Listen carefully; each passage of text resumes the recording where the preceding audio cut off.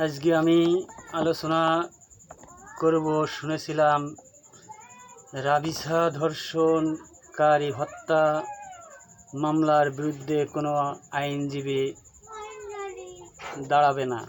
এখন আইনজীবীর অভাব নাই। মেডিকেল রিপোর্টে কোনো শুক্রাণু বা বীর্য ধরা পড়ে নাই। তাতে বোঝা যায় ধর্ষণ হয় নাই।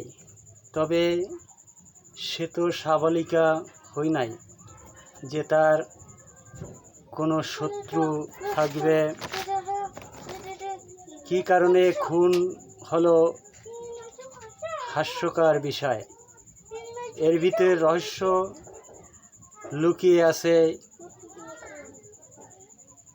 স্পষ্টভাবে ধর্ষণ করে খুন করা হয়েছে। স্পষ্টভাবে বোঝা যায় যে ধর্ষণ করে খুন করা হয়েছে। শাক দিয়ে মাছ ঢাকার গল্পের মতো হয়ে গেছে। আইনজীবীরা মামলাটারে ওয়েলফেয়ারে রাখছে। আইনের বিধান অনুযায়ী 1 মাস পরে যাবজ্জীবন বা মৃত্যুদণ্ড হতে পারে।